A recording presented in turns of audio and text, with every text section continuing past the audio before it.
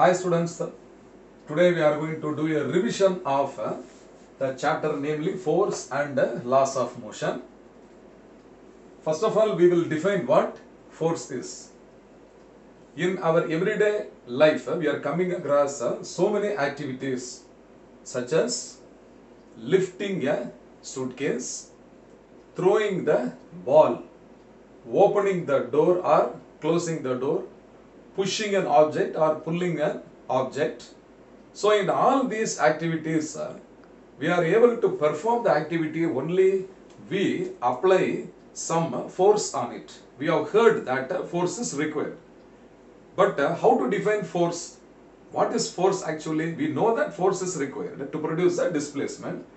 But what is meant by force? Let us define first. So for that, I will consider an object like a ball. So this is a ball which is kept on the ground surface, and now it is in a state of rest. So it is initially in a state of rest. It is not moving.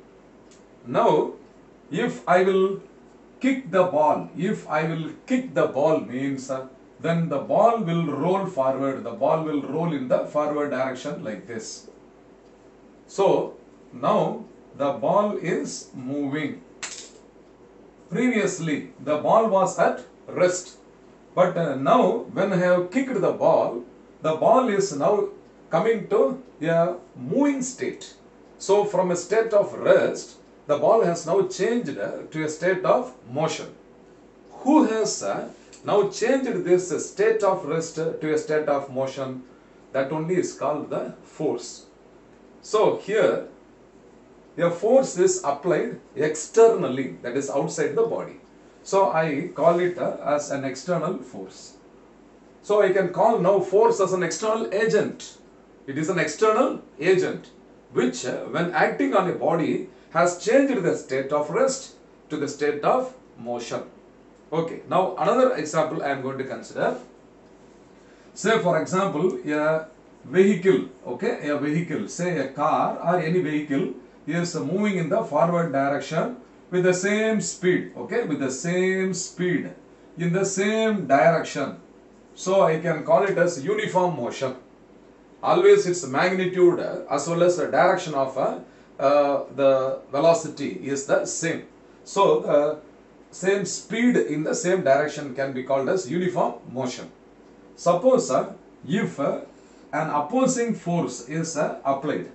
Suppose in the opposite direction, if I will apply a push, okay, then this external agent applied will definitely change the speed of the body. It will change the speed of the body.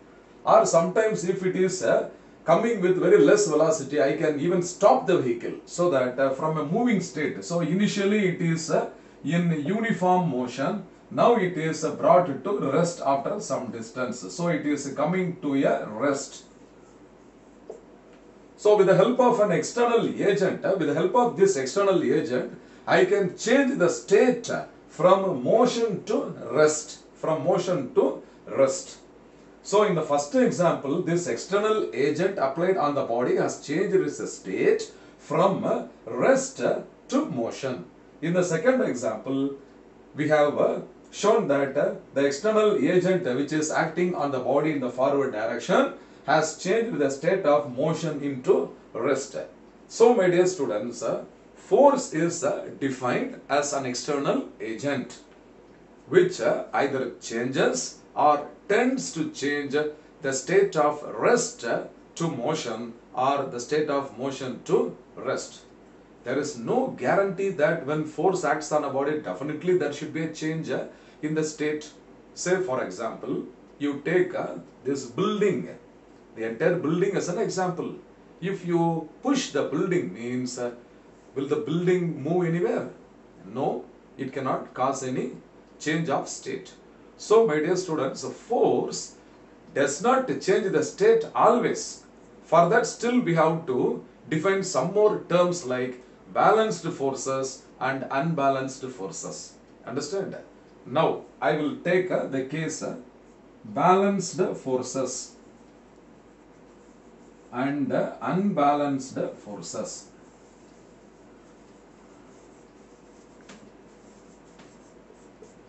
So when are the forces said to be balanced and when are the forces said to be unbalanced? Okay, students. So for that I will take this is a table surface. Okay, a table surface I will consider. So on this table surface, I will keep an object. Okay, I will keep a box like this. So this is a box. So just a box is kept on the surface of the table. It is at rest. It is not moving now. In such a case, now I will tie a string and I will pull it along the right side, along the direction x. Okay. So a string is tied to the box and it is pulled with some force along this direction x. So that I will take a force F is equal to 5 Newton. So Newton is the SI unit of force we have studied in the earlier classes itself. So 5 Newton of force is acting on the object on the right hand side. So this box is now going to move along the direction of x.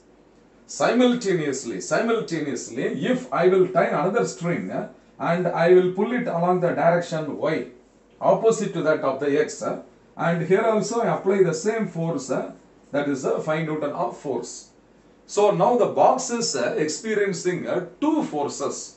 Two external forces are applied on the same object. One along the forward direction and the other one along the opposite direction. Since the magnitude of the two forces acting on the body is the same, now the directions are opposite. So totally how many forces are acting on the body externally? Externally, how many forces are applied on the body means two forces. But what is the resultant force acting on the body? Also we have studied that scalars and vectors. Force is a vector quantity which has both magnitude as well as direction. So here the direction of the two forces are opposite. As a result, though they have same magnitude, their directions are opposite. Therefore, the resultant force or the net force acting on the object will be equal to 5 Newton plus minus of 5 Newton, that is equal to 5 minus 5 Newton is equal to 0. So in this example, the net force is equal to 0. So these two forces only now called as balanced forces. Now you must be knowing the tug of war game. Two teams will be pulling the same rope in two opposite directions. Suppose if both the teams exert the same force, equal force, then the rope will neither move along the first team nor towards the second team. Suppose if the forces acting on the object are different, what will happen? Let us see now. So in the same case, now I will take the right side, the force F1 I will take. This is equal to 15 Newton. And the left side, the force acting on the body is still equal to 5 Newton only I will take. So this is the object. It is being pulled by two strings. So on the right side, the force acting along the direction of x is 15 Newton. And the force acting on the left side of the box is only 5 Newton. Now in this case, the greater force is F1 and the lesser force is F2. So my dear students, what will be the resultant force acting along the direction of x? The resultant force. So in this case, the resultant force or the net force will be equal to greater force minus lesser force, and that is equal to 10 Newton. 15 minus 5 is equal to what? 10 Newton. And in which direction this net force will also act? It will act along the direction of the greater force. So in the tug of war also, the winning team is decided by the magnitude of the net force acting on the rope. So which team is providing a greater force only is considered to be the winning team. Okay students, so in the first example, these two forces acting on the body are equal in magnitude but opposite in direction. As a result, the net force acting on the body, the resultant force acting on the body is equal to 0. So these two forces acting on the body in the first case, no, they are said to be balanced forces. So when balanced forces are acting on any body means though number of forces are acting on the body, there is no movement. Understand?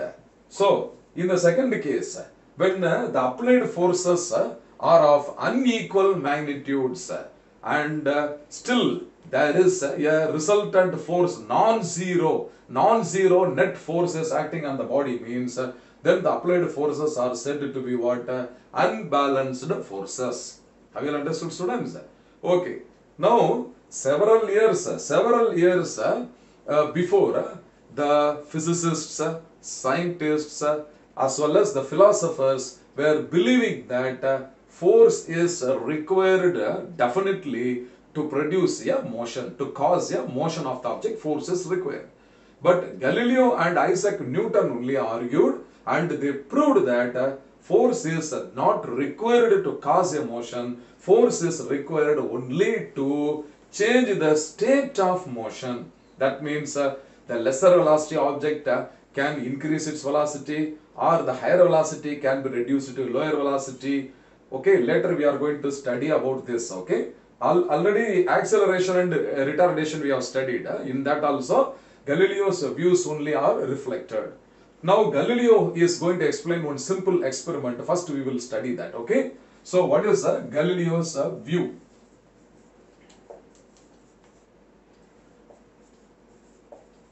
With the help of an inclined plane, he does a simple experiment. So this is Galileo's experiment, we will say. So for that we have considered an inclined surface. So this is an inclined surface and you see the angle of inclination is like this. So this is an inclined surface. Now a ball or a marble is kept at the greatest height. When a marble is kept here, naturally it has a tendency to roll down and reach the lowest point. Then due to the change in its potential energy, it will rise up to the same height on the other side. So it will reach here. It will reach to the same height. So this H1 is equal to H2. H1 is equal to H2. Next, in the same inclined surface, the left side height was kept as it is. But now can you all see this angle theta? This angle theta, can you all see? Angle of inclination on the right side. That I am going to reduce now. I am going to reduce. So I will reduce this angle theta. So this is initially theta 1, secondly theta 2. So that you can see that the height is reduced. The height is reduced than the original height. Now when the ball, okay, so that you can see, suppose if you want to bring the original height means you have to go to a longer distance. You have to go to a longer distance. So this is the original height, okay. So if this is H1 means this is the same height H2. So this is equal to H1. Now from here a marble is placed. This marble will roll and it will reach the bottom position. Now once again it will roll on this inclined surface on the right side and here the marble will reach the same height. But since I have reduced the angle of inclination, in the second case, the marble has to roll a greater distance to reach the same height because angle of inclination is comparatively lesser in the second case. So in the first case, only this distance, the slant distance, say for example, this point is A, this point is B. And this point is C, this point is D. So we have understood that, we have to understand that this slant distance CD is greater than the slant distance AB in the first case. Suppose in the same example, once again keeping the left hand side inclination as the same. Okay. Now I will make this inclined surface still very steep. Okay. Like this I will take. So that it will go to some other distance to reach the same height. So this is the same height. When the ball or the marble is placed at the same position, once again it will reach the bottom and then it will roll on the right side. a greater distance it will travel to reach the same height. So this is the same height as that of the earlier case. Now this angle theta, this angle is theta 3. So comparing to the previous two cases, this angle of inclination is much reduced. So if the marble has to reach the same height from where it has rolled down, so it has to travel a longer distance. So I will take this distance as what? EF. So I will say that EF, this slant distance EF is greater than the slant distance CD is greater than the slant distance AB. Have you understood? Also, in this case, theta 1 is greater than theta 2, which is once again greater than theta 3. Now finally Galileo, what he did, he made this angle of inclination 0. That means it is a horizontal surface, a flat horizontal surface. So from the same height, okay, the marble was rolled, so that it was rolling down and reached this and it was going along the surface, it was going along the horizontal surface infinitely. Galileo proves that if the surface at the bottom is not rough, it is smooth and it is not having any friction, if it is a smooth frictionless horizontal surface, then the marble will roll infinitely without stopping. Understand? So he says that force is not required to cause the motion of the marble. Understand? So the body or the marble will be moving with the uniform velocity lifelong, throughout, perpetually. Okay, so force is not required. So this is the Galileo's view about the motion of a body. So to cause a motion, to produce a motion in the body, force is not at all required. Only to change the state of rest or motion of the body, to accelerate or retard a body only, or to stop a body. Okay, yeah, force is required. Okay, students. So my dear students, now we have defined the force. Force is defined as an external agent acting on a body, okay, so which tends to change the state of rest or uniform motion of a body. Then what are balanced and unbalanced forces we have explained here? Balanced forces means when do balanced forces act on a body? When the net force acting on the body is equal to 0. When the net force acting on a body is non-zero, means then such forces are called as what? Unbalanced forces. Okay, students. Also, we have explained Galileo's experiment that force is not at all required to cause the motion of a body. Understand? Now we are going to summarize the Galileo's views and Isaac Newton's views about the motion of the bodies. So Isaac Newton is explaining Galileo's experiment and views in the form of 3 laws called as the Newton's laws of motion. Be ready for that.